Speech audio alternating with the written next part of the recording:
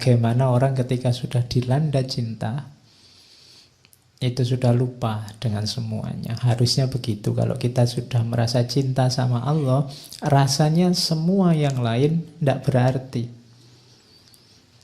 Kamu boleh mengklaim, Pak, saya sudah cinta sama Allah, kalau apapun yang lain di dunia sudah tidak ada artinya. Kalau kamu masih panik, masih sumpek, masih gelisah, masih khawatir, masih takut oleh apapun hal yang bukan Allah, berarti belum cinta.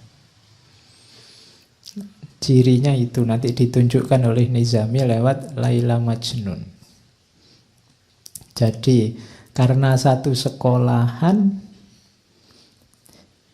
begitu melihat Laila pertama kali, Majnun langsung jatuh cinta. Kois ini langsung apa, kalau bahasa romannya dia kayak orang kehilangan kesadaran. Laila juga begitu.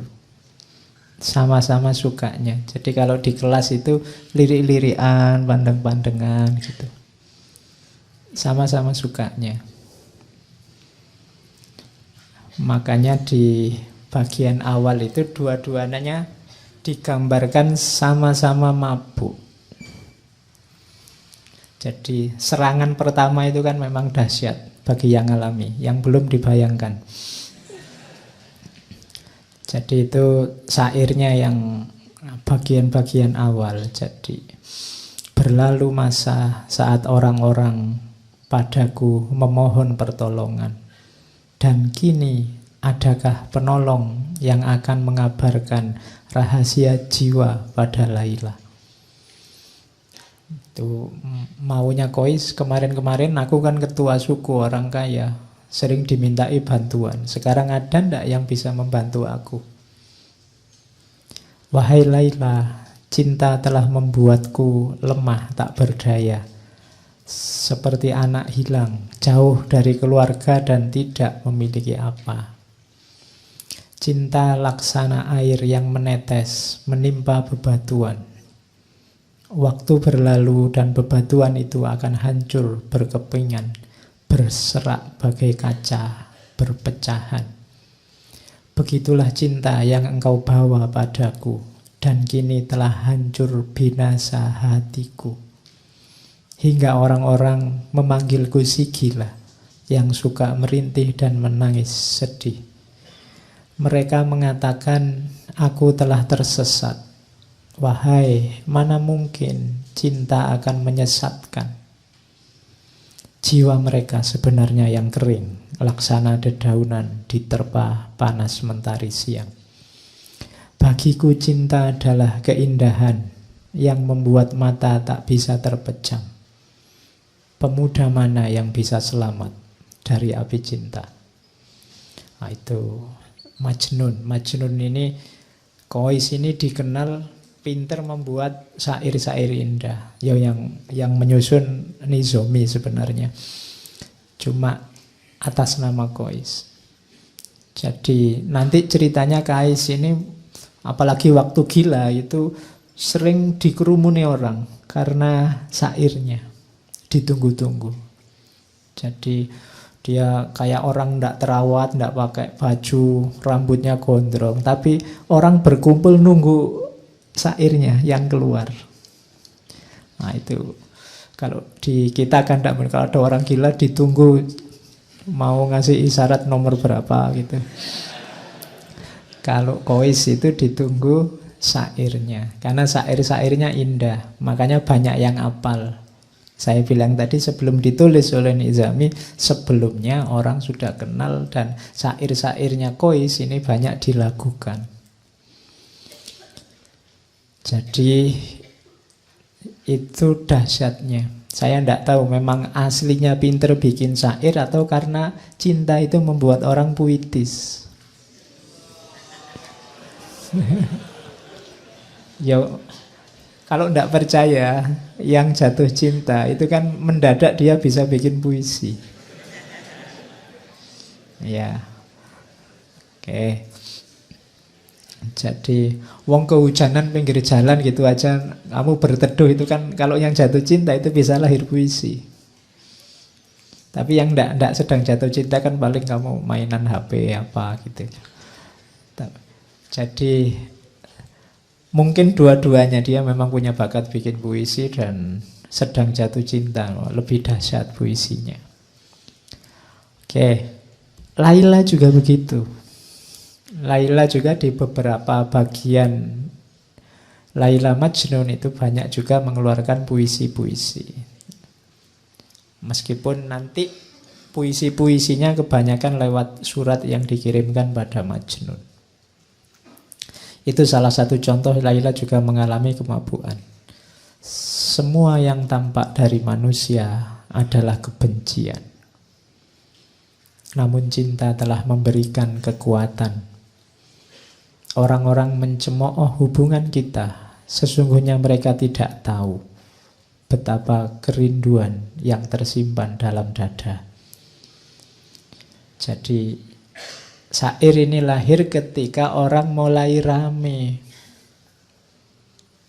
Jadi ini dua orang, anaknya orang terpandang, pacaran kemana-mana berdua, tidak bisa dipisah. Jadi gosip di mana-mana. Wong sedang belajar loh, sedang kuliah loh, kok yo pacaran kan itu. Itu terus jadi gosip, jadi omongannya orang.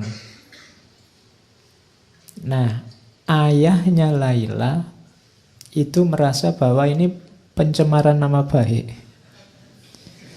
Jadi ini meruntuhkan kehormatan suku. Maka untuk tidak timbul masalah terus, tidak jadi bahan omongan terus, Laila ini dipanggil pulang, sudah kamu tidak usah sekolah. Di rumah saja. Jadi dua anak muda yang sedang senang-senangnya, sedang mabuk-mabuknya sekarang dipisah. Dan dimulailah babak pertama kegilaannya Majnun. Jadi waktu dipisah itu mulailah dia nyari-nyari cara untuk ketemu tapi tidak bisa. Mulai keluar banyak syair, tangisan-tangisan. Kemana-mana yang keluar dari mulutnya hanya Laila. Pokoknya Laila, Laila, Laila. Terus yang keluar dari mulutnya itu. Ini pelajaran sebenarnya dari Nizami. Kalau kalian memang sedang jatuh cinta sama Allah, akan keluar secara otomatis dari mulutmu nama Allah. Kamu sengaja atau tidak, pasti akan keluar. Kalau itu memang cintamu pada Tuhan sudah tumbuh dalam hatimu. Tidak bisa dipaksa. Mungkin sekali-sekali kamu, Pak saya ingin jadi orang kaya wali-wali sekti itu. Dari mulutnya Allah terus. Mungkin 5 menit kamu bisa Allah, Allah. Bariku ya lali. Kenapa? Fondasinya belum ada. Ya tekadmu ada, tapi fondasinya belum. Cinta. Kalau sudah cinta, tidak perlu dipaksa. Otomatis. Nggak perlu kamu... Pokoknya Pak, setiap malam saya baca sekian ribu kali namanya Allah. Tidak harus kamu patok begitu, otomatis akan keluar ketika cinta itu ada dalam dirimu. Makanya latihanlah jatuh cinta. Jiwamu biar paham, oh kayak gini cinta itu. Itu yang dialami oleh Majnun. Kemana-mana yang dia sebut hanya nama Laila. Jadi katanya Majnun, Laila telah dikekang oleh orang tuanya dan orang tuanya mengancam dengan niat jahat kejam. Tiada lagi harap pertemuan. Ayahku dan ayahnya sesak dada dan sakit hati mereka. Bukan karena apa-apa, hanya karena aku mencintai Laila. Mereka menganggap cinta adalah dosa.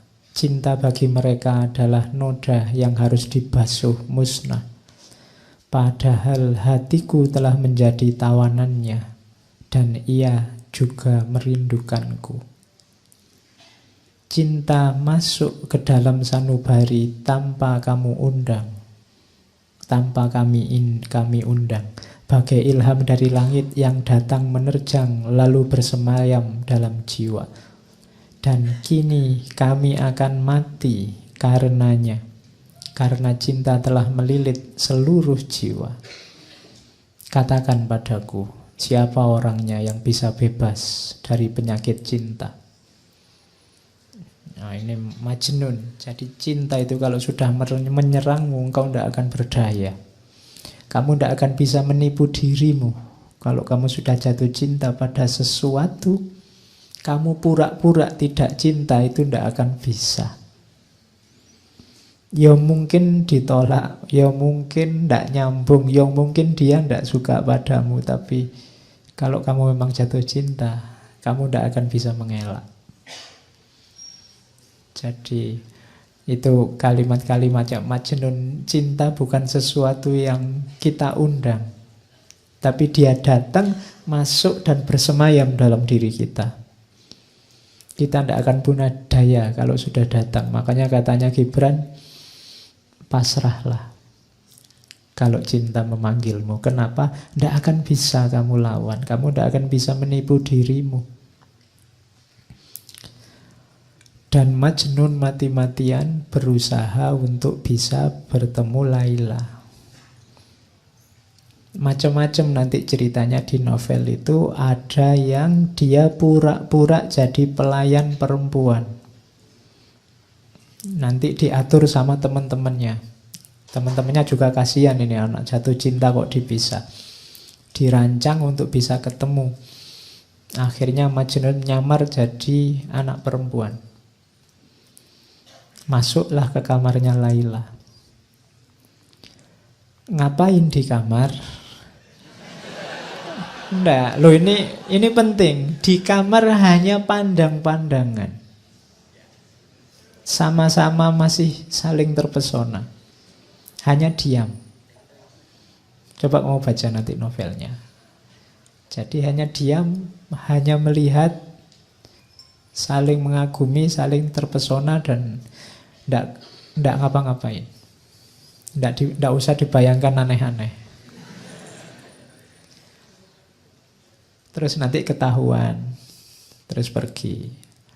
Ada juga cerita nanti Majnun ini nyamar jadi pengemis. Suatu ketika dia ketemu ada pengemis perempuan. Kemudian pengemis ini ditemui, tolong semua alatmu ngemis kasih saya, semua yang aku miliki tak kasih padamu. Jadi dia mengemis untuk bisa ketemu Laila. Dari rumah ke rumah. Makanya ada syairnya itu kan. Duhai, betapa besar bahaya ku undang sekedar untuk bertemu denganmu. Ku korbankan segala yang ada padaku. Ku ubah diriku hingga engkau pun tak mengenaliku. Ku ayunkan langkah dengan tetes air mata. Dan setelah memasuki perkampunganmu, ku buang semua tanda yang membuat orang mengenaliku. Ku ikat diriku dengan rantai baja bagai budak hina, berjalan menengadahkan tangan meminta sedekah. Dan bocah-bocah itu tiada suka melihatku. Mereka berkumpul mengelilingiku, menghardik dan melempariku seperti anjing pengganggu. Jadi dia sudah ngemis, pura-pura jadi orang hina, minta-minta dari rumah ke rumah, dikejar anak kecil-kecil, diteriaki anjing. Tidak masalah, yang penting akhirnya sampailah di rumah Laila.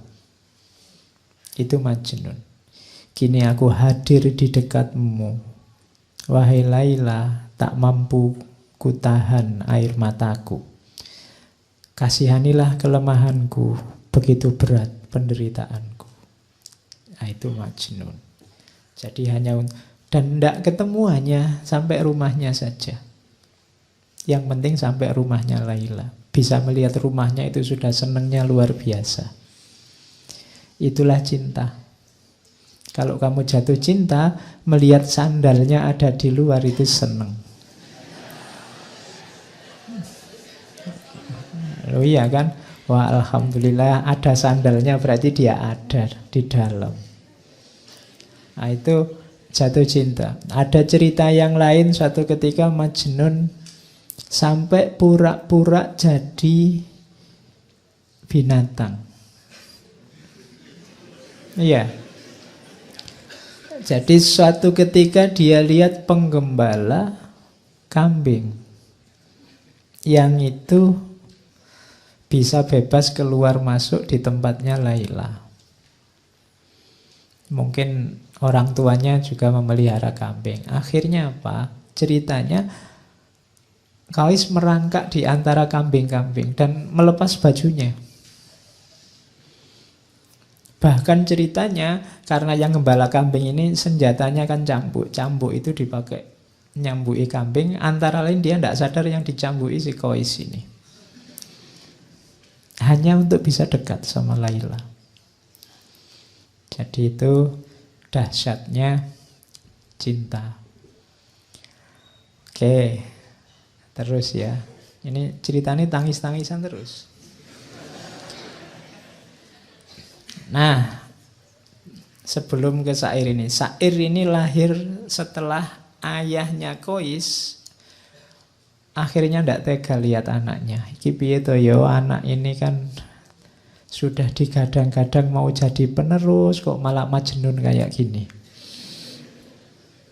Akhirnya atas nasihat banyak orang, mbok yo anak sudah kayak gitu, mbok yo dilamarkan. Sampean kan ketua suku, apa saja punya. Akhirnya dituruti oleh orang tuanya. Qais pulang. Pulanglah ke rumah, tenang saja, tak lamarkan sekarang ke tempatnya Laila. Dilamarkanlah oleh orang tuanya ke rumahnya orang tua Laila. Cuma sayangnya, ada sayangnya, lamarannya ditolak.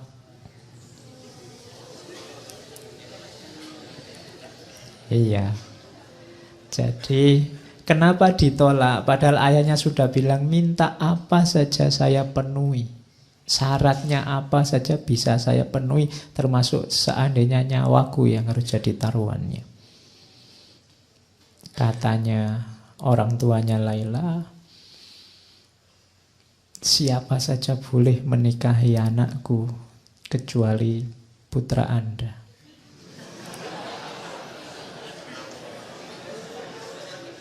Ya. Kenapa? Orang tuanya tidak bisa jawab.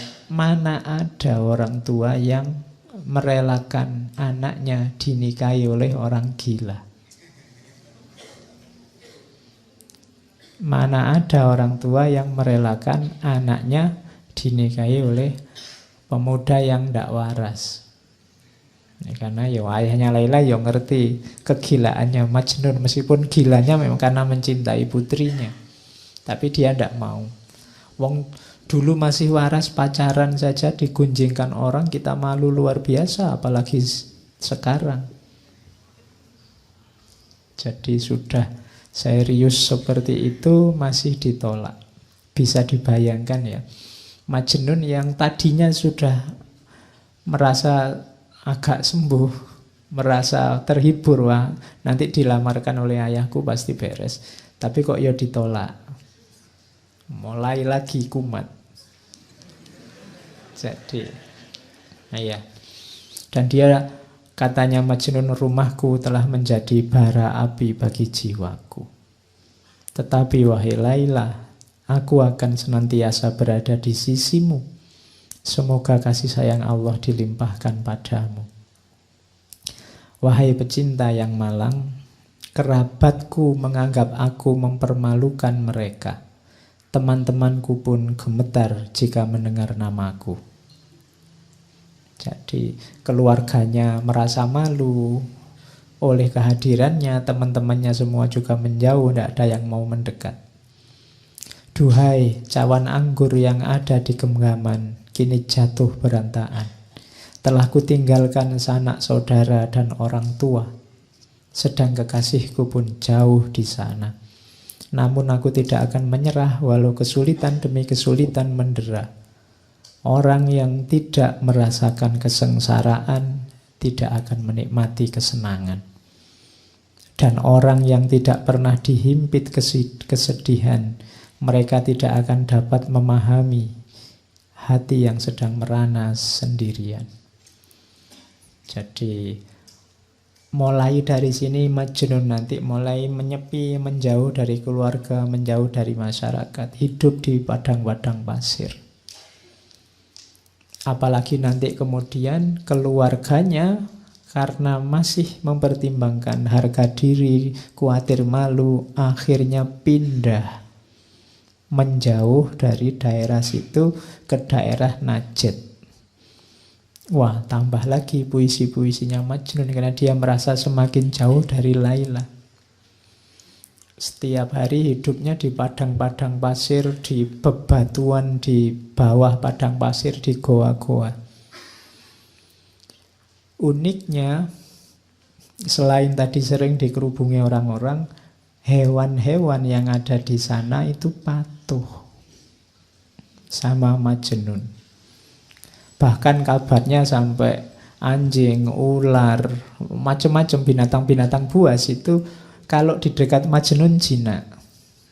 Jadi cirinya ada Majnun itu biasanya ada binatang buas yang berkumpul di sekelilingnya, yang harusnya saling memakan malah tidak saling memakan.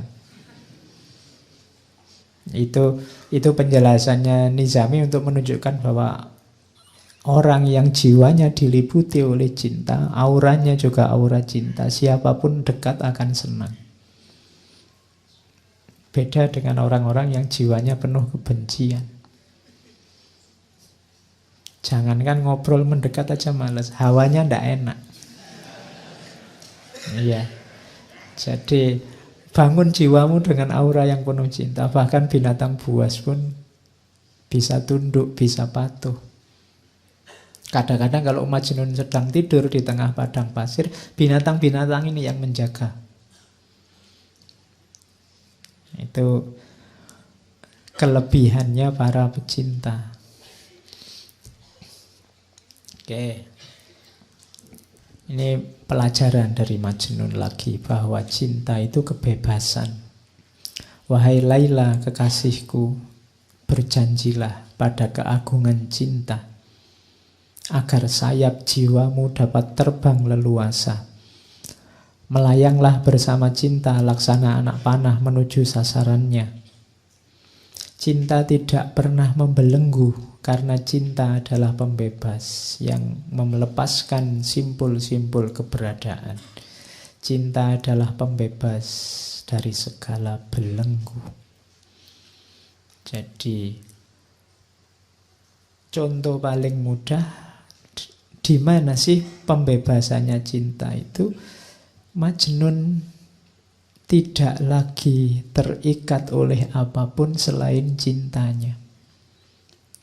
Dia rela kehilangan bahkan keluarganya, apalagi posisinya sebagai putra mahkota, apalagi kedudukannya, teman-temannya. Dia enteng saja melepaskan semuanya. Itu menunjukkan bahwa cinta itu membebaskanmu dari apapun, bahkan contoh paling kecil lagi, bahkan membebaskanmu dari dirimu sendiri. Cinta membuat orang tidak egois. Kalau masih egois, masih belum cinta. Masih egois itu kan masih berpikir tentang dirinya sendiri terus. Perhitungan apa yang enak, apa yang menguntungkan bagiku. Tapi orang yang jatuh cinta tidak. Makanya katanya Majnun, cinta itu membebaskan manusia. Kalau kita semua menggunakan relasi cinta, mungkin hari ini nggak sepanas ini, nggak sesumpek ini. Kampanye itu menunjukkan nggak panas kalau saling mencintai. Mungkin yang satu bilang, ya kalau beliau mau jadi presiden, ya monggo saya persilahkan. Nanti yang satunya bilang, ah jangan gitu, saya ndak enak. Sampean juga ndak apa-apa, silahkan jadi presiden. Ayo, bayangkan loh kalau yang kampanye kayak gitu kan enak, kita bisa ketawa-ketawa bareng. Oke, sekarang kan saling rebutan. Kalau cinta saling membebaskan. Oke. Terus, walau dalam cinta setiap cawan adalah kesedihan, namun jiwa pecinta akan selalu memberi kehidupan. Jangan takut sedih, jangan takut ganjalan, jangan takut penderitaan. Karena cinta akan selalu memberimu hidup. Oh, yang pernah jatuh cinta kemudian patah hati bisa memahami ini. Kesedihanmu itu yang luar biasa itu. Itulah yang menghidupkanmu lewat kenangan-kenangan, memori-memori. Indah loh. Loh, kenangan itu kan membuatmu kangen, membuatmu rindu, membuatmu ingin ketemu lagi, ingin hidup sebelum bersama dia. Jadi cinta itu sakit, tapi sakitnya cinta itu ngangen nih.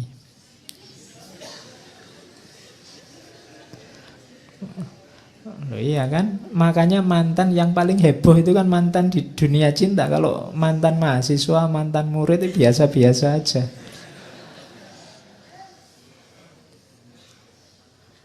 Banyak racun yang harus kita telan untuk menambah nikmatnya cinta. Atas nama cinta, racun yang pahit pun terasa manisnya. Jadi kalau ini ya, yang alami pasti tahu.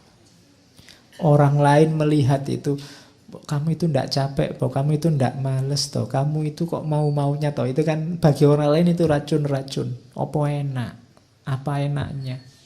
Tapi bagi yang ngalami, itulah nikmatnya cinta. Jadi itu pelajaran dari Majnun. Terus, bertahanlah kekasihku, dunia diciptakan untuk kaum pecinta. Dunia ini ada karena cinta. Percayalah kalau tidak ada satupun orang yang punya jiwa cinta, tidak ada lagi relasi antar manusia yang namanya cinta, dunia ini bubar. Detik ini juga. Kalau tidak percaya, coba saja. Karena orang akan saling mengobjekkan, orang saling memanipulasi, orang saling. Dunia akan bubar. Masih ada. Cinta masih banyak, maka dunia ini masih ada. Ya paling di medsos rame, tapi dalam kehidupan sehari-hari, enggak. Cinta itu masih banyak. Kalau enggak, ya sudah kiamat dunia ini. Oke, jadi itu pelajaran bahwa cinta itu membebaskan. Terus, nah ini dari Majnun lagi, tentang pelajaran tentang jarak. Cinta itu paradok. Bila dekat rumahnya Laila, aku merasa terbebani. Tapi bila aku jauh darinya, aku merasa sedih. Sehingga dekat maupun jauh, bersemayam rindu dan gelisah. Saat dia berjanji, cintaku kian menggebu menanti. Saat dia tidak janji, aku mati menanti datangnya janji. Sehingga jauh maupun dekat, hanya dia di angan. Namun jarak dekat atau jauh belum menyembuhkan apa yang kami rasakan. Sungguh pun ternyata dekat dengannya lebih baik daripada jauh darinya. Jadi ini logika jarak. Kita sama Tuhan kan juga begitu. Dekat sama Tuhan ada tanggung jawab, ada beban-beban. Jauh sama Tuhan itu menggelisahkan. Kamu mungkin agak ngeri-ngeri, Pak, kalau saya dekat terus sama Tuhan nanti buka HP harus hati-hati, nggak boleh buka yang gitu-gitu. Nanti bohong dikit nggak bisa, sholat harus tepat waktu, puasa harus sholat tahajud. Kok rasanya berat ya Pak? Dekat dengan Allah, dekat denganmu membebani. Tapi jauh itu menggelisahkan. Waduh kok jauh ya, dari Allah, nanti jangan-jangan dapat murkanya, jangan-jangan Allah tidak berkenan, tidak ridho. Itu paradoknya cinta. Dekat sama yang kamu cintai, itu kan kamu merasa terbebani, aku harus membuat dia bahagia, aku harus membuat dia nyaman, jangan sampai dia tidak berkenan. Lebih sumpek, tapi jauh, lebih sumpek lagi kalau jauh. Biayanya lebih banyak, menghabiskan kuota, pulsa. Belum lagi marah-marahan, saling curiga. Sini ngomong maksudnya untuk menghibur, sana membacanya dianggap marah-marah. Wong ya tulisan itu kan ndak ada ekspresinya. Nah itu kan jauh, jauh menggelisahkan, dekat memunculkan beban. Tapi tenang saja Laila, cintaku ndak hilang meskipun kamu jauh. Padahal sebenarnya lebih enak kalau kamu dekat. Nah, itu pelajaran selanjutnya dari Majnun tentang jarak. Ini nanti pelajarannya banyak. Kamu malam ini diajari orang gila. Ya. Jadi karena mungkin kalau orang waras susah ngajari cinta. Orang waras kepentingannya banyak. Melakukan apa-apa sering tidak tulus. Beda sama orang gila. Apalagi gila karena cinta. Oke, jadi itu pelajaran selanjutnya tentang jarak. Pelajaran selanjutnya itu syairnya terkenal sekali. Amurru alat diyari diyaru laila uqabbilu dzal jidar wa dzal jidar wama hubbud diyar syahfana qalbi walakin hubbu man sakanat diyar. Jadi Majnun ini hobinya apa? Kalau pas sepi tidak ada orang, dia mengendap-endap datang ke rumahnya Laila, nempel di dinding terus menciumi dinding rumahnya Laila. Oke, berarti kamu tadi yang terpesona oleh sandalnya, ya berarti menciumi sandalnya. Ya. Jadi aku berjalan amurru alat diyar, aku berjalan melintasi rumahnya Laila. Terus kucium dinding itu, kucium dinding itu. Semua sudut-sudut rumah, dinding-dindingnya diciumi. Cinta di dadaku bukanlah untuk dinding rumah, namun cinta pada siapa yang tinggal di dalamnya. Ya, oke.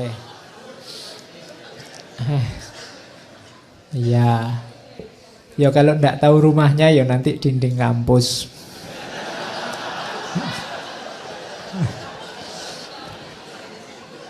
Loh iya loh. Jadi kalau pas lagi kuliah itu kamu bisa nyiumi dinding. Nanti kalau ada dosennya lewat, ngapain? Saya tidak menyiumi dinding ini, tapi yang sedang kuliah di dalam, nah, gitu. Oke, ya. Jadi apa?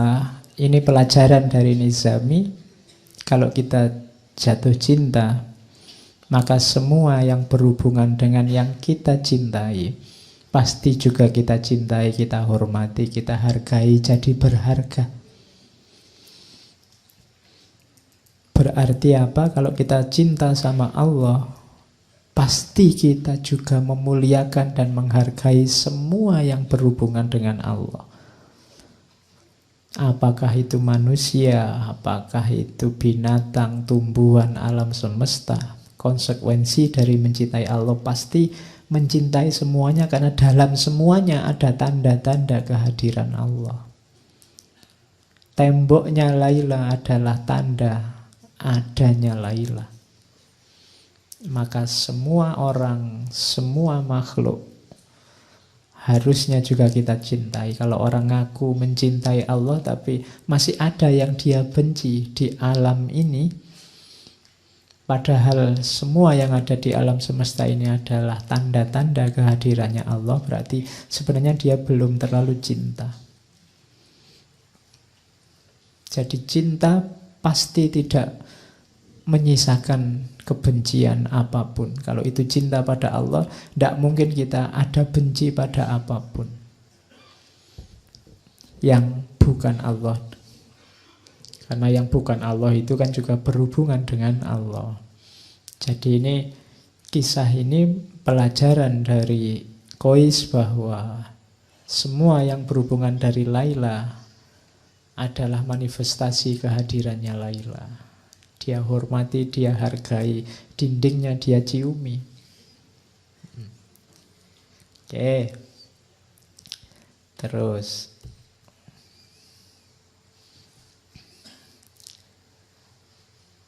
kalau ini pelajaran tentang kesetiaan.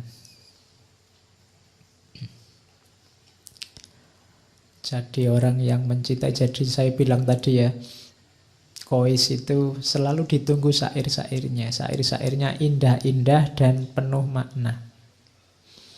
Waktu terus berlalu, usia makin bertambah. Namun jiwaku yang terbakar rindu belum sembuh juga, bahkan semakin parah. Bila kami ditakdirkan berjumpa, akan kugandeng lengannya, berjalan bertelanjang kaki menuju kesunyian, sambil memanjatkan doa-doa pujian. Cinta, kasih, dan sayang telah menyatu, mengalir bersama aliran darah di tubuhku. Cinta bukanlah harapan atau ratapan. Walau tiada harapan, aku akan tetap mencintainya. Sampaikan salamku pada dia, wahai angin malam. Katakan, aku akan tetap menunggu hingga ajal datang menjelang. Ini pelajaran bahwa cinta itu efeknya adalah kesetiaan. Orang yang cinta pasti setia. Kenapa ada orang tidak setia? Biasanya karena yang dia harapkan dari yang dia cintai tidak muncul. Ketika ada harapan-harapan selain cinta itu sendiri, berarti ada pamrih-pamrih. Kalau masih ada pamrih-pamrih, berarti belum cinta yang tulus. Cinta bukanlah harapan atau ratapan. Walau tiada harapan, aku tetap mencintainya. Jadi kalau memang benar itu cinta, tidak usah kamu tuntut untuk setia, pasti setia. Kalau sampai nanti tidak setia berarti belum cinta, atau cintanya hilang.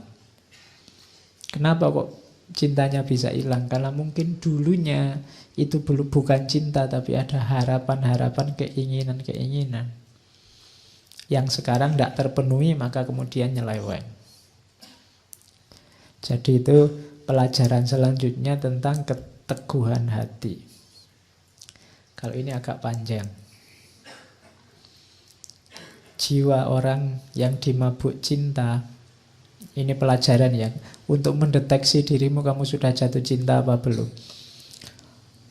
Akan terasa sakit karena rindu. Coba ditelusuri masing-masing kalian. Ada ndak rasa rindu yang menyakitkan? Ingin ketemu terus, tapi begitu ketemu nggak tahu mau ngapain. Itu menunjukkan ingin ketemu saja. Ketemu saja sudah beres. Ya bukan karena saya ingin ketemu sekali dia Pak. Kenapa? Utangnya belum dibayar misalnya. Bukan itu. Kalau itu bukan kerinduan namanya. Nah, ya, ini rindu yang jadi setiap kali bervisa kamu sakit, kamu ingin ketemu terus. Sebab pecinta ingin selalu bersama. Tapi halangan tidak akan henti-henti. Biasanya banyak ujiannya. Pecinta seperti dua ekor kijang di bukit gersang. Selalu bersama, walau tiada makanan. Jadi ciri pertama itu jiwa pecinta, itu jiwa rindu pada yang dicinta. Kalau kamu cinta sama Allah, maka hatimu selalu ingin ketemu dengan Allah. Hal-hal tidak penting kayak ngaji ini mungkin membuatmu sebel karena aku segera ingin ketemu Allah. Atau seperti burung merpati, walau terbang bebas di angkasa luas, tetap saja kembali pada kekasihnya. Atau laksana ikan tuna, tetap tabah walau dipermainkan gelombang, timbul tenggelam di lautan. Ciri cinta yang kedua adalah apapun aktivitasmu, kamu mengalami apapun, pada akhirnya kamu ingin kembali pada yang kamu cintai. Ujian apapun, masalah apapun, silahkan datang, tapi tujuanmu tetap kekasihmu. Berarti jiwamu jiwa pecinta.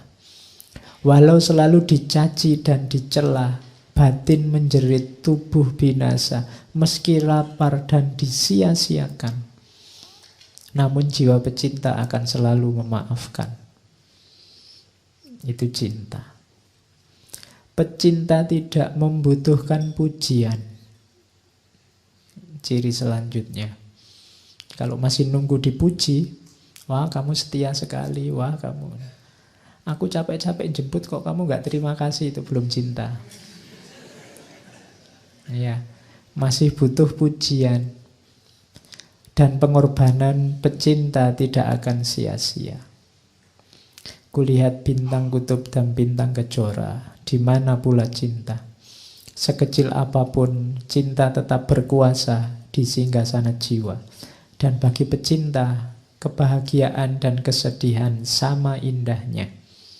Karena cinta sejati tidak mengenal kesia-siaan. Jiwaku dan jiwanya akan tetap bersama, andai pun tidak di dunia. Pasti jiwa kami akan bersatu di liang barza. Dan kelak akan dibangkitkan bersama hingga dapat bersatu selama-lamanya. Oke. Mataku berkorban untuknya dengan segenap curahan air mata.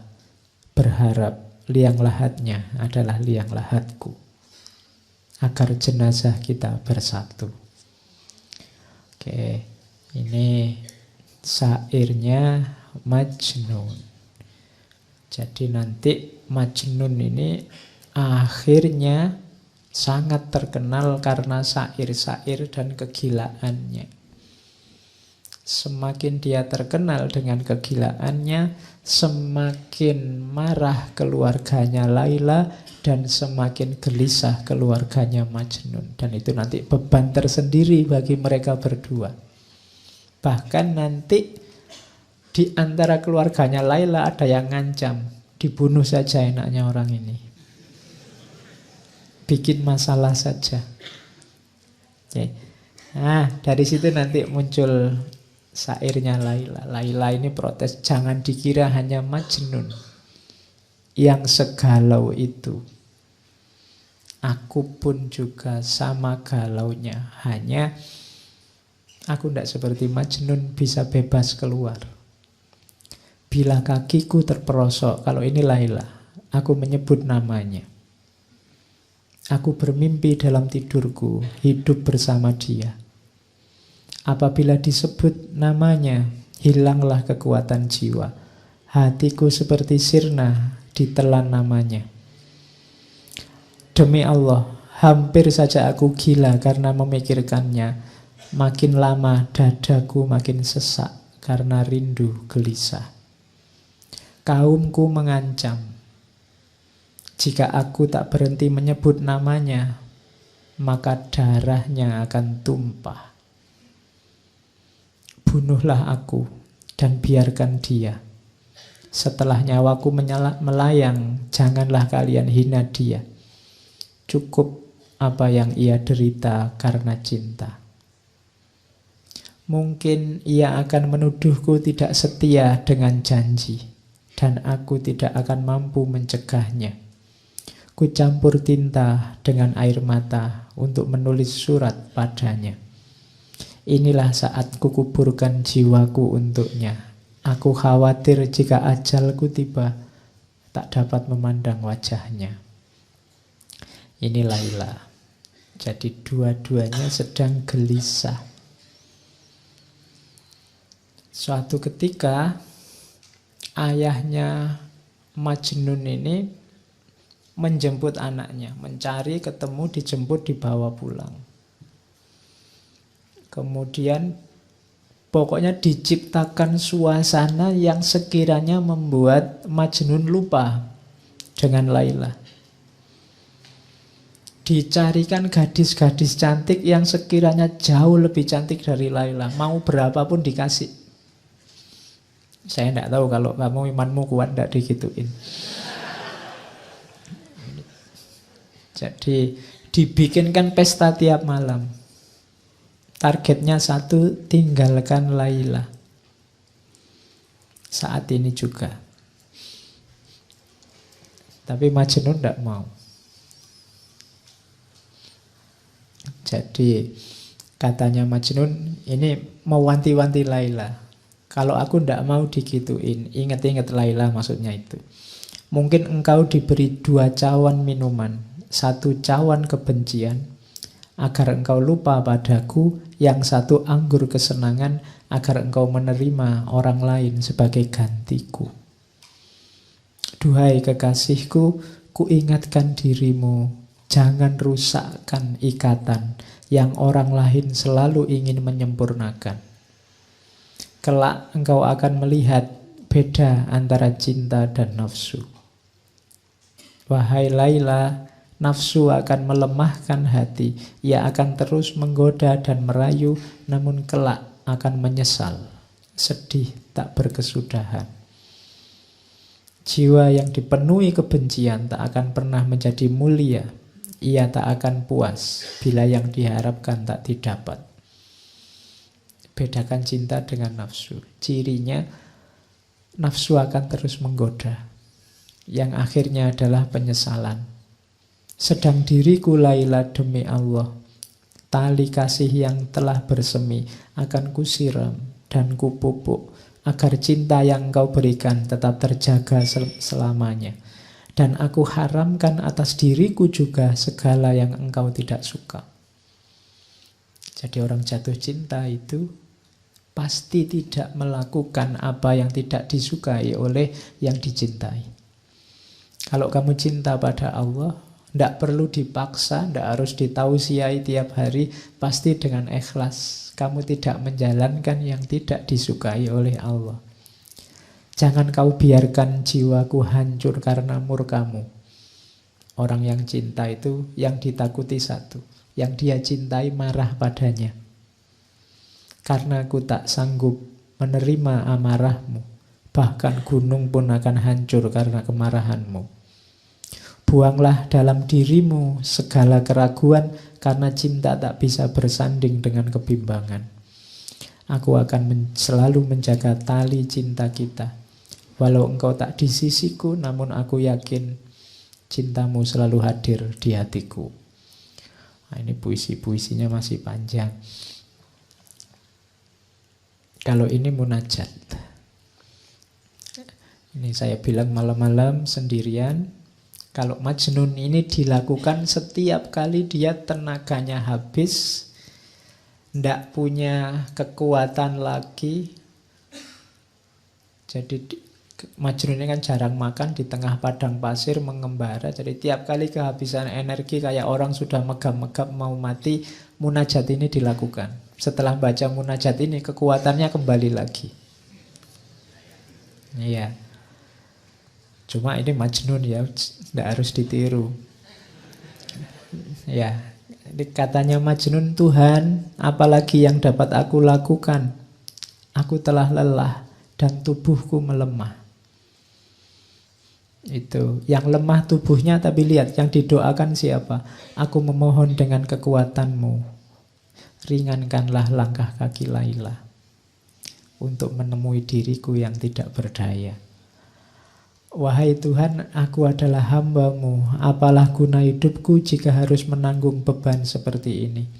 Tunjukkan kemuliaan-Mu, turunkanlah berkah-Mu agar jiwaku dapat hidup kembali, terhindar dari lembah kematian dan memperoleh kekuatan untuk melangkah menemui kekasihku. Jadi ini munajatnya. Setelah ini terus dia merasa dapat energi baru, terus kumat lagi. Ya. Jadi wahai Laila, aku tahu engkau terpenjara dalam lingkungan keluarga yang mengasihimu, tapi mengapa engkau tak hendak melihat diriku yang terlunta-lunta di padang gersang? Aku hidup terasing, orang-orang menganggapku gila, mereka menista dan menjauhiku. Duhai kekasihku, cinta telah mengambil jiwaku dan menyandingkannya dengan jiwamu. Aku tidak akan mempedulikan anggapan orang. Aku hanya memohon padamu, kuatkanlah tali pengikat jiwa kita. Jangan biarkan tangan-tangan kotor menjamahnya. Jangan kau biarkan nafsu dan kemewahan dunia melenakan jiwa kita. Cukuplah bagiku kenangan saat-saat bahagia ketika aku memandang jernih matamu, dapat menikmati madu senyummu, memandang ikal rambutmu bagai debur ombak di pantai. Biarkan kenangan itu menjadi mata air kebahagiaan, tempat istirahat musafir cinta yang kehausan. Kalimatnya abot ya. Ndak tutup. Ini munajatnya Majnun yang dia ucapkan saat dia melemah.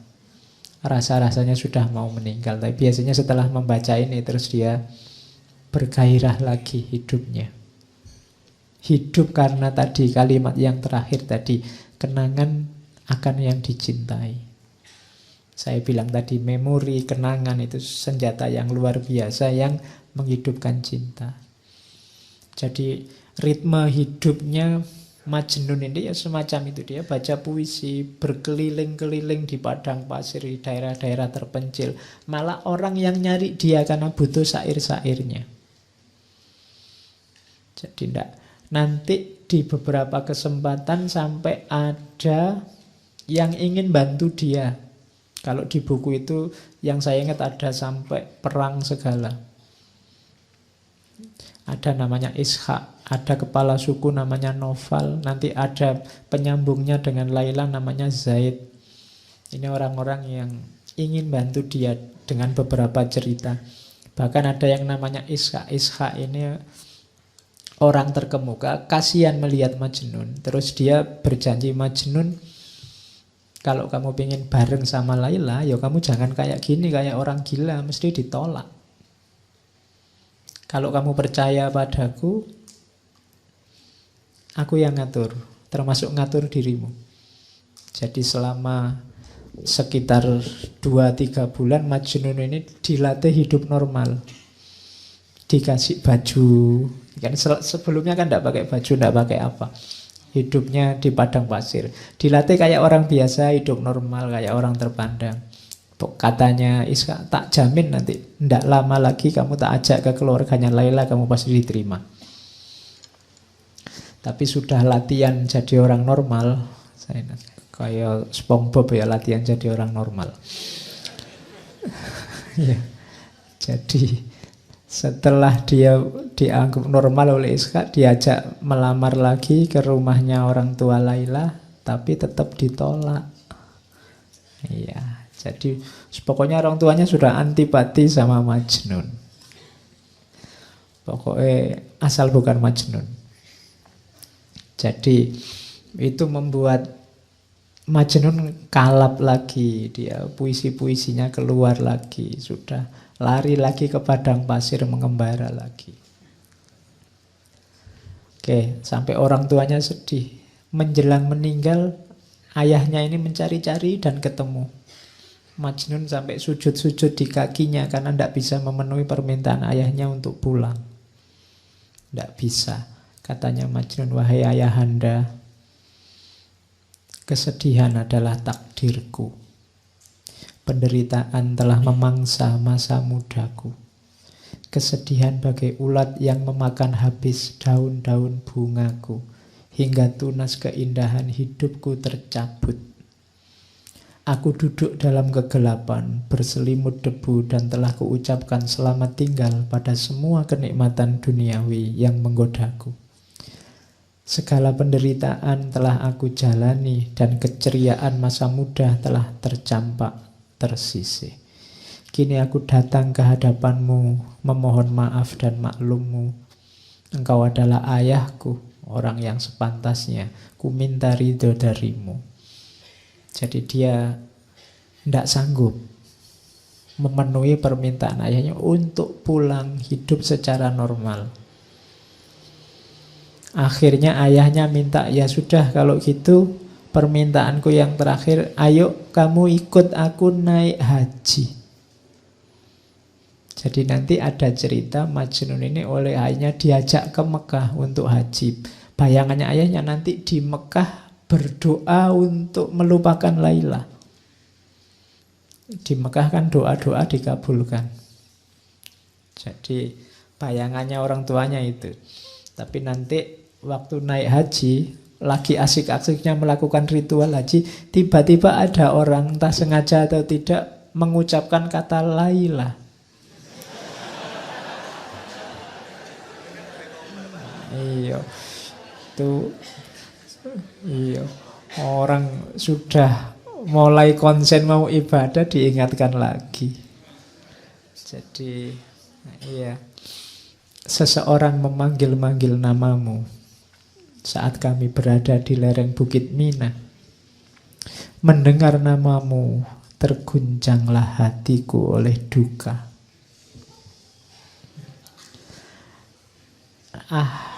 Lelaki itu tidak tahu betapa suci namamu. Mengapa ia memanggil nama Laila dengan seenaknya? Ya. Jadi iya, enggak. Apakah ia tidak tahu dengan menyebut namamu berarti ia telah menerbangkan seekor burung yang telah bersarang di hatiku? Iya. Ia memanggil nama Laila. Semoga Allah membukakan kedua matanya untuk melihat betapa pesonamu yang tak akan mampu dia kira. Iya. Ya wis, kumat lagi. Sudah asik-asiknya mau ketemu Allah, mau berdoa di sana. Akhirnya begitu nyampe Ka'bah, dia pegangi pintu Ka'bah, doanya ini. Aku teringat akan dikau Laila saat para jamaah haji sibuk berzikir. Di kota Mekah, di dinding Ka'bah, mereka kusyuk berdoa, sedang kalbuku hanya tertuju padamu. Ya Rahman, aku bertobat padamu dari dosa-dosa yang telah kulakukan dan dari dosa-dosa yang akan selalu datang bermunculan. Aku mencintai Laila, namun halangan menghadangku untuk bertandang. Aku menyayanginya dan tidak bisa berpaling dari selain dia. Bagaimana aku bisa berpaling darinya sedang hatiku telah tergadai padanya? Aku bertaubat padamu Robbi, karena padamu jua aku akan kembali. Wahai yang maha pengasih, raja di raja para pecinta, engkau yang menganugerahkan cinta ini. Aku hanya mohon padamu satu hal saja. Tinggikanlah cintaku sedemikian rupa, sehingga sekalipun aku binasa, cintaku dan kekasihku tetap hidup. Jadi doanya lebih memantapkan lagi kegilaannya. Iya. Oke ya. Ini doanya yang sangat terkenal. Robbi zidni min ishkiha. Ya Tuhan, ya Allah, tambahkanlah cinta dan kerinduanku padanya.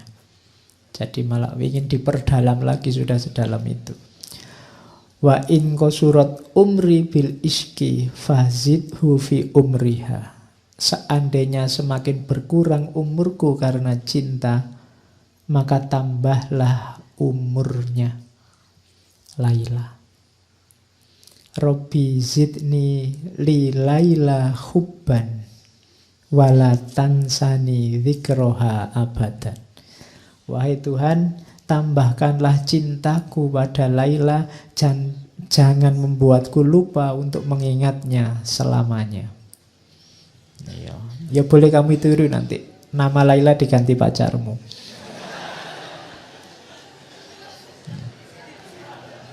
Jadi Robbi, tambahkanlah cintaku padanya.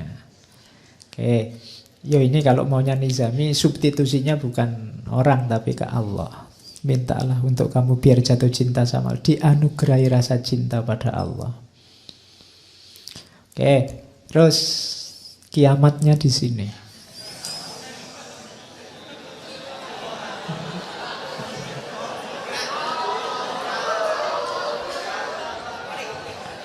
Oke,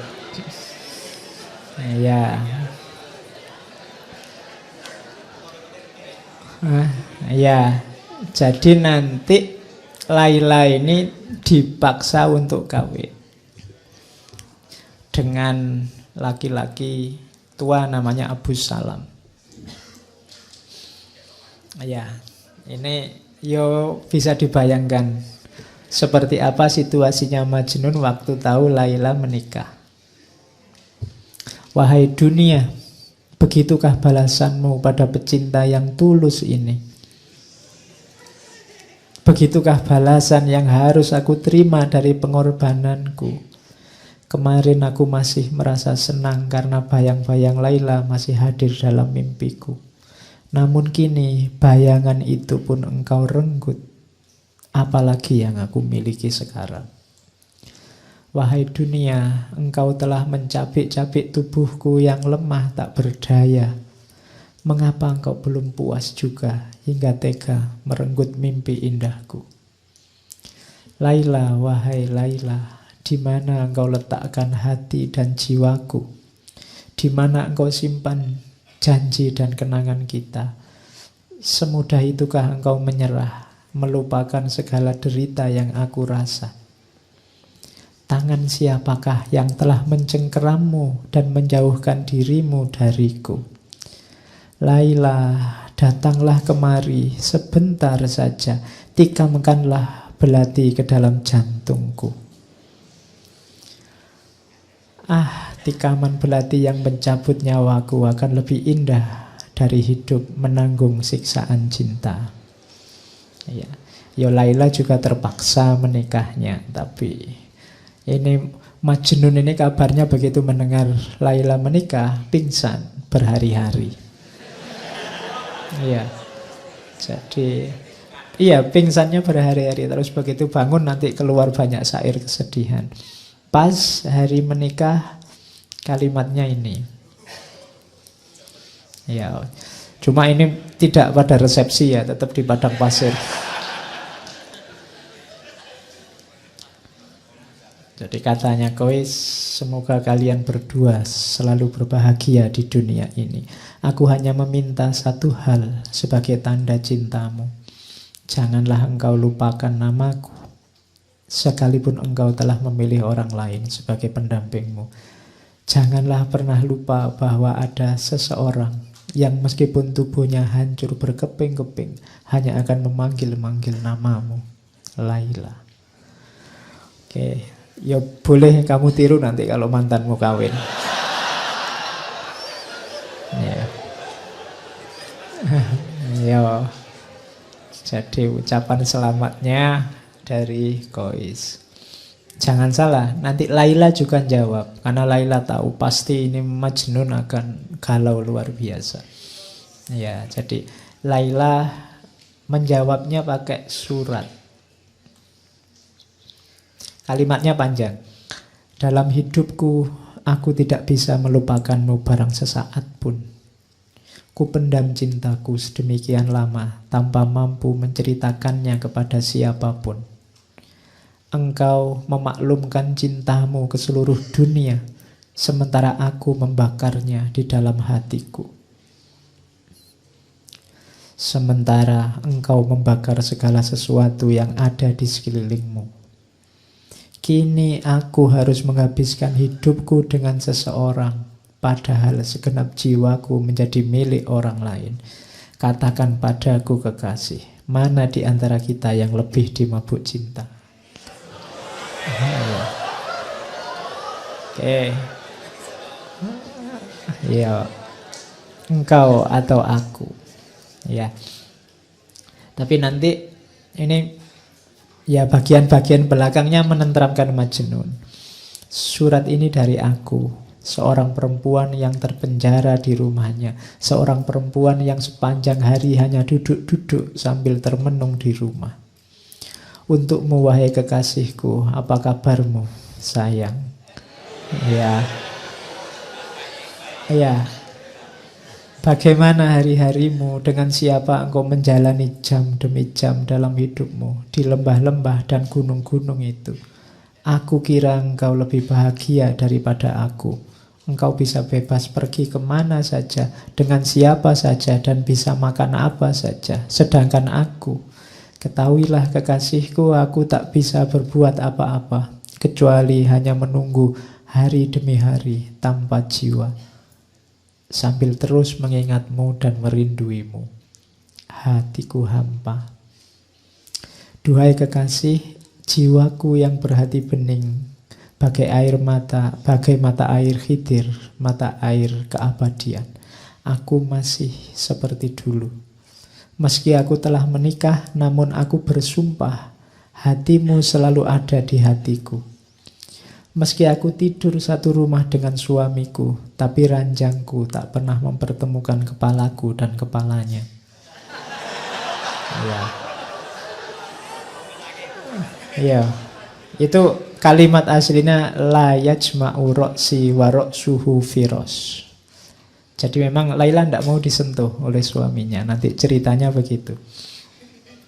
Permata di tubuhku masih tersimpan utuh, bersih, dan tak pernah disentuh oleh jamahan tangan siapapun. Hartaku yang paling berharga masih terkunci rapat dan tak pernah dibuka oleh tangan siapapun. Bunga di taman masih tetap kuncup dan belum merekah sebagaimana dulu. Wahai kekasih hatiku, kemarilah, tuangkan air keabadian Khidir itu. Jarak jauhku darimu tak akan lama lagi. Kita akan menyatu dalam keabadian. Ya, ini surat panjangnya Laila karena untuk menenteramkan Qais. Jadi kalau tidak begitu bisa stres terus. Ya. Tapi nanti terus Qais juga balas suratnya. Cuma Qais ini senengnya luar biasa dapat suratnya Laila, sehingga dia yang biasanya bisa bikin syair panjang lebar sekarang tidak bisa ngomong apa-apa. Kalimatnya pendek sekali jawabannya. Nanti penghubungnya ini namanya Zaid. Ini surat dariku, aku yang gelisah dan gila. Untukmu, wahai engkau yang ada di lubuk jiwaku. Kini engkau adalah mahkota di kepala siapa dan kekayaan di tangan siapa. Aku hanyalah debu di lembahmu. Bila engkau menuangkan untukku air pertemuan, engkau menumbuhkan bunga dan menerbitkan musim semi. Namun bila aku memperolehmu dan tak lagi berpisah jauh darimu, bumi ini tak akan menumbuhkan apapun selain debu. Lihatlah, aku adalah tawanan yang terbelenggu. Jadi ini ketidakberdayaan seorang Qais. Ingin sekali ketemu Laila, tapi sekarang dia tidak percaya lagi dengan dirinya sendiri. Kalau aku bersama Laila, jadi apa Laila? Kalau aku tidak berpisah denganmu, bumi ini tak akan menumbuhkan apapun selain debu, karena aku sudah seperti ini sekarang. Tidak pantas lagi dengan dirimu. Jadi itu juga hiburannya Qais pada Laila, maka Laila tenang saja, tidak apa-apa. Jadi itu peristiwa kiamatnya Qais ketika pernikahannya Laila. Yo nanti masih ada cerita, misalnya Qais ketemu, saya bilang tadi Noval. Noval ini ketua suku. Ketua suku yang ingin membela Qais. Dia ngerayu-ngerayu ayahnya Laila, tidak dikasih. Akhirnya sudahlah, perang saja. Jadi di Laila Majnun ada peristiwa peperangan antara kubunya Noval, Syekh Noval, dengan sukunya orang tuanya Laila. Sukunya orang tuanya Laila kalah. Cuma waktu perang ini Qais sebenarnya tidak ingin perang. Ketika perang Qais malah ada di pihaknya, ceritanya Laila, sukunya Laila. Iya, bingung ya memang. Jadi karena bagi Qais sukunya Laila tadi kan ditanda-tanda semua yang berhubungan dengan Laila dia sayangi juga. Jadi Kois ini ceritanya ikut membantu mengobati yang sakit, yang luka, tapi dari kubu Laila. Itu yang membuat Novel bingung. Iya. Ya, terus begitu terakhir ayahnya jadi tawanan, katanya ayahnya, nyawaku, sukuku, putriku, ya karena aku kalah terserah mau kamu apain aja. Permintaanku satu, kalau aku disuruh memberikan, menikahkan anakku dengan Kois, tidak. Ya, pokoknya itulah antagonisnya ada di situ. Jadi kalau Kois enggak, itu kehormatan suku kalau bagi ayahnya Laila. Jadi, mbok ini semua suku kamu jadikan budak, bahkan Laila kamu kawini sendiri, aku kamu bunuh nyawaku, iya, tapi anakku tidak akan kuizinkan dinikahi oleh Kois.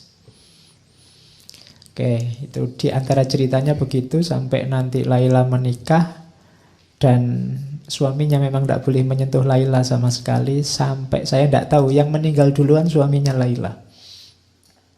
Tidak mungkin dia ngenes juga tidak boleh menyentuh Laila. Karena sudah tua memang suaminya. Jadi sudah tua, kawin sama yang muda, tapi tidak boleh menyentuh. Akhirnya dia meninggal duluan. Tapi Laila ini setelah meninggalnya suaminya, kesehatannya turun drastis karena dia sudah memang habis-habisan memendam rindu. Kois juga sudah habis-habisan begitu. Kemudian dia sakit-sakitan, sakit parah. Dan nanti terakhir ada kalimat bagus, kalimatnya Laila pada ibunya, pesannya. Katanya Laila, ibu, lihatlah cahaya wajahku telah memudar dan menjadi pucat pasi, tak lagi bercahaya. Lilin-lilin di mataku tampak muram dan akan segera padam. Wahai ibuku, aku mohon engkau mendengarkan wasiatku sebelum aku pulang besok atau lusa. Bila mana aku mati, kenakan aku baju pengantin yang paling bagus. Jangan bungkus aku dengan kain kafan. Carilah kain yang berwarna merah muda, bagai darah segar seorang yang syahid. Lalu riaslah wajah dan tubuhku secantik mungkin, bagaikan pengantin yang paling cantik di seluruh bumi. Alis Kois dan bulu mataku ambillah dari debu yang melekat di kaki kekasihku. Dan jangan usapkan ke tubuhku minyak wangi kesturi atau minyak wangi apapun. Usapkanlah dengan air mata Kois, kekasihku. Sesudah aku mengenakan baju pengantin itu dan menjadi sangat cantik dan anggun, aku akan menunggu Kois. Sang pengembara yang luka itu akan datang. Terus, wahai ibu, katakan kepada pengembara yang selalu diliputi kesengsaraan itu, semua sudah selesai. Laila, sahabatnya dalam kesedihan itu, sekarang sudah tiada. Ia telah bebas dari belenggu duniawi. Hatinya hanya diberikan kepadamu dan dia mati untukmu. Cinta telah menyatu dalam kehidupan yang ia jalani. Cahaya cinta itu begitu murni sehingga tak ada kebahagiaan lain yang dia ketahui selain menyebut namamu.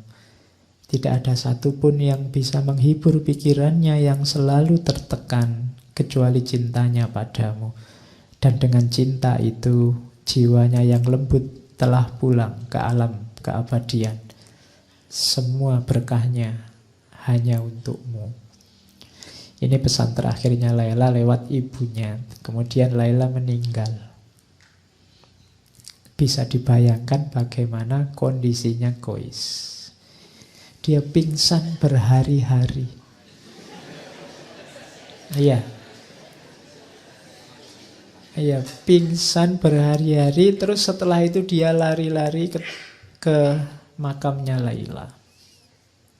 Dan setelah itu dia tidak kemana-mana lagi, hanya ada di makamnya Laila. Pekerjaannya tiap hari memeluk nisan dan makamnya Laila. Dan ini kalimat terakhirnya. Sebelum menyusul Laila, nanti dia meninggal dalam keadaan memeluk pusaranya, memeluk makamnya Laila. Engkau telah keluar dari kehidupan yang membingungkan ini. Dunia adalah rangkaian pengkhianatan dan perselisihan yang tidak pernah berakhir. Dan aku berharap engkau dapat segera melepaskan belenggu di kakiku dan memuaskan dahagaku dengan minuman cinta yang memabukkan. Di sana kita akan segera bertemu dalam kebahagiaan abadi. Lilin yang menyinari hidup kita akan semakin bersinar dengan nyala yang lebih terang. Cinta kita akan bercampur dengan cahaya keabadian. Ya Allah, dengarlah hamba-Mu. Dalam tatapan cinta, bebaskanlah dia dari segala penderitaan yang menimpanya selama ini. Atas nama-Mu, rengkuhlah dia dalam pelukan-Mu. Ya Allah, tunjukkanlah kasih sayang-Mu, tunjukkanlah kebesaran-Mu pada diriku ini. Pertemukanlah segera aku padanya. Tidak ada lagi yang dapat kupertahankan di dunia ini setelah jiwaku satu-satunya engkau panggil. Setelah itu tidak ada. Jadi mereka berdua meninggal. Itu akhirnya Laila Majnun. Nanti cerita ini ada beberapa tambahan. Ada cerita juga seorang sufi. Kalau di akhir cerita itu Zaid tadi yang jadi penghubung itu bermimpi dua-duanya berbahagia di alam sana. Qais dan Laila sedang berbahagia dengan pakaian terindah, dengan keremajaannya lagi dan seterusnya. Tapi nanti ada seorang sufi yang bermimpi. Jadi sufi ini bermimpi bahwa di akhirat sana Allah menyapa Qais. Sapaannya pada Qais adalah, wahai Qais, mengapa engkau menyebut namaku dengan nama Laila waktu di dunia? Itu sebenarnya ingin menunjukkan bahwa sebenarnya ini kisah tentang cinta ilahiyah. Kisah tentang cinta kepada Tuhan yang sudah mendalam. Itu yang membuat para sufi mabuk Allah. Itu yang membuat yang ada di mulut para sufi itu ketika mengalami puncak rasa cinta itu hanya Allah. Oke. Dan ini cerita Laila Majnun ini banyak diadaptasi macam-macam. Ada beberapa yang saya bawa. Beberapa kali juga sudah saya cerita, misalnya dulu waktu ngomong Rumi. Jadi ini ada kisah dari Rumi tentang Majnun. Salah satu teks Majnun. Jadi saya bilang tadi cerita tentang Majnun itu folklore yang sudah beredar di tengah masyarakat. Yang saya bawa malam ini versinya Nizami, tapi versi yang lain banyak. Kalau ini antara lain versi dari Rumi, ada beberapa cerita. Misalnya, satu ketika teman-temannya Majnun ini tanya, Majnun, kalau kamu mau, kami bisa mendatangkan perempuan yang lebih cantik untukmu.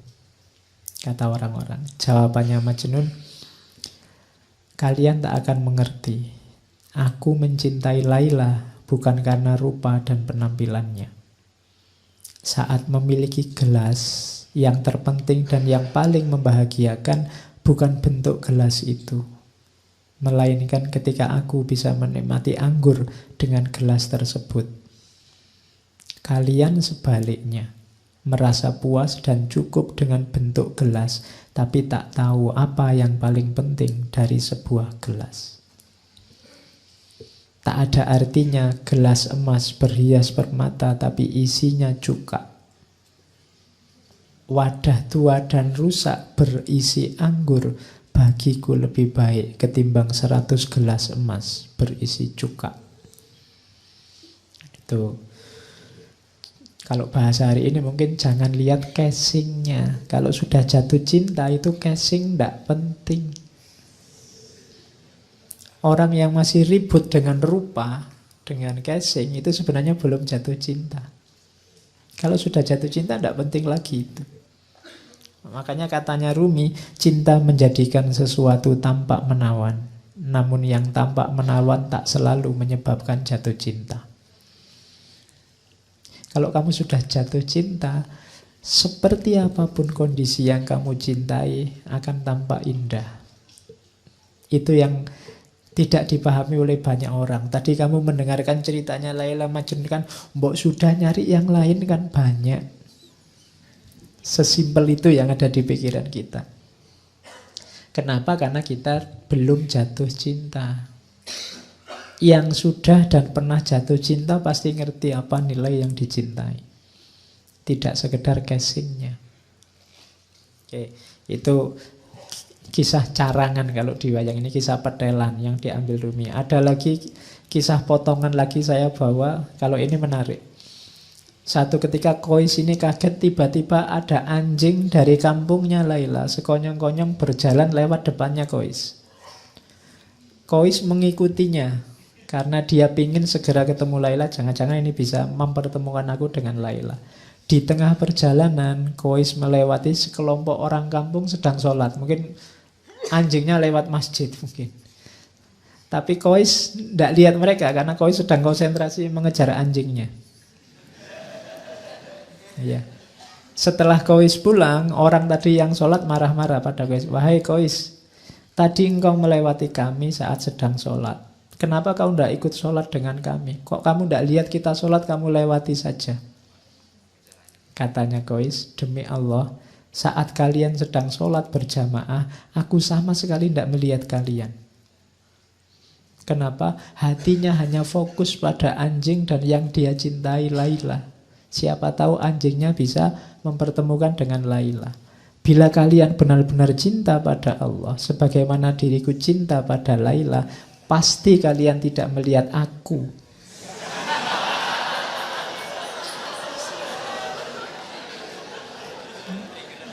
Iya. Ya, saat kalian sholat. Iya. Padahal kalian sedang berbicara dengan Allah, tapi mengapa kalian masih bisa memperhatikan diriku? Aku saja yang mengejar anjing kepunyaan Laila, pujaan hatiku, sama sekali tidak melihat kalian. Jadi ini sindiran luar biasa dari Kois. Ya. Aku aja cuma anjing aja sampai lupa sama kalian. Kalian sama Allah loh, masih bisa. Iya, sibuk sama diriku. Itu sindirannya Kois pada orang-orang. Ada lagi ini cerita. Ini juga kisah sampingan. Di Nizami tidak ada.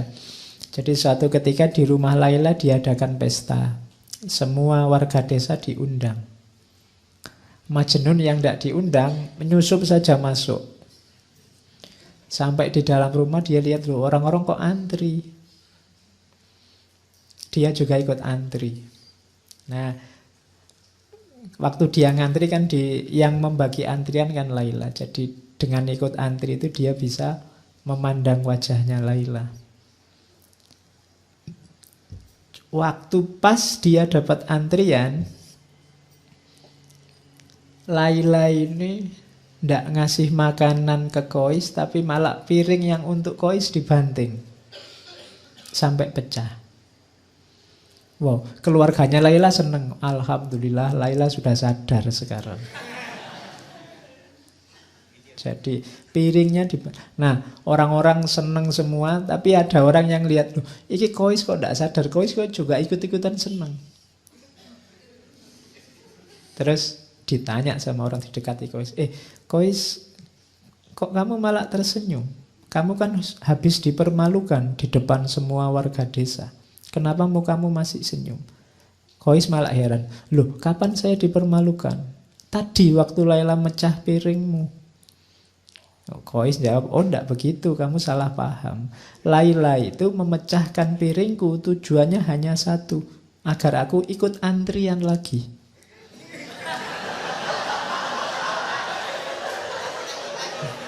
Ya.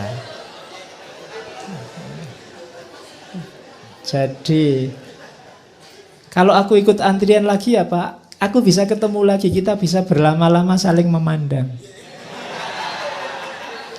Ya, ya, sehingga rindunya bisa terobati. Jadi rahasianya di situ. Ya, ini sebenarnya sindiran bahwa kalau Allah ngasih kamu susah, kalau Allah ngasih kamu ujian, kesulitan, itu mungkin karena Allah ingin dekatnya lama sama dirimu. Kalau doamu lama tidak dikabul-kabulkan, mungkin Allah suka rindu mendengarkan suaramu terus. Jadi jangan salah paham dulu.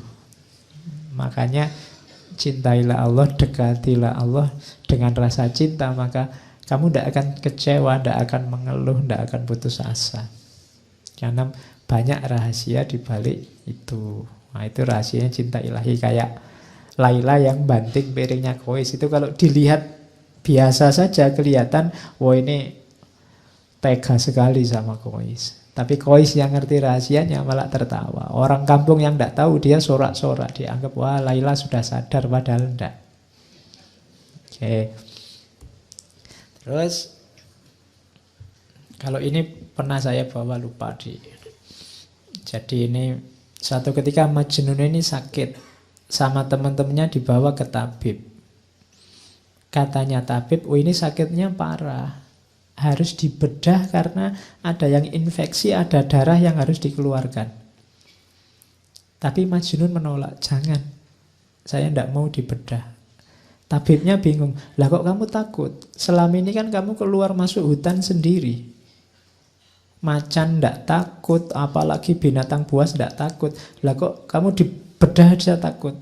Katanya Majnun, tidak, bukan dibedahnya yang saya takut.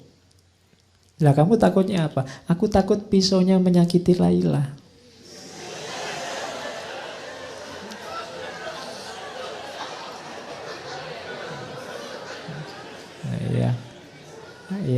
Ya tabibnya heran, lu menyakiti dari jalur mana? Wong yang dibedah kan badanmu. Katanya macam, lu justru itu, Laila itu ada di setiap bagian tubuhku, dia ada di aliran darahku.